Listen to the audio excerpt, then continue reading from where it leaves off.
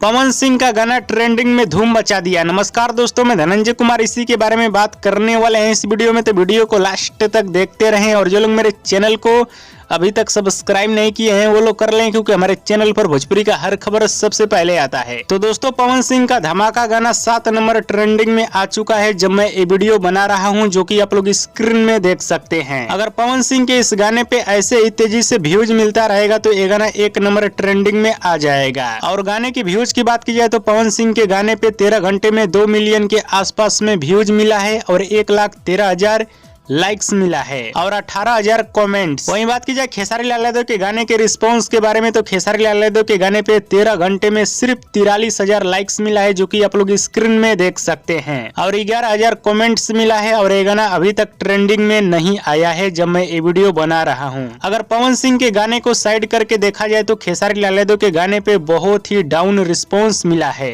13 घंटे में 50,000 लाइक्स भी नहीं मिला है खेसारी लाल यादव के गाने पे, जो कि बड़ा चैनल से गाना आया है, कोलैब भी किया गया है, फिर भी 13 घंटे में 50,000 भी लाइक नहीं मिला है। गाना की बात की जाए तो गाना अच्छा है, गाने के लिरिक्स में कोई कमी नहीं है। हाँ, वीडियो अच्छा नहीं है, वीडियो पहले जैसा बकवास शूट किया गया है, बाकी सब कुछ अच्छा है। तो चलिए कोई बात नहीं, हो सकता है रात 9-10 बजे तक खेसारी लाल यादव के गाने पे 1 मिलियन व्यूज शो करने लगे, या तो कल सुबह में 1 मिलियन व्यूज शो कर देगा, क्योंकि ये कंपनी रात में राउंड वाला खेला करता है, सारेगामा वाला दिन में ही खेला कर देता है।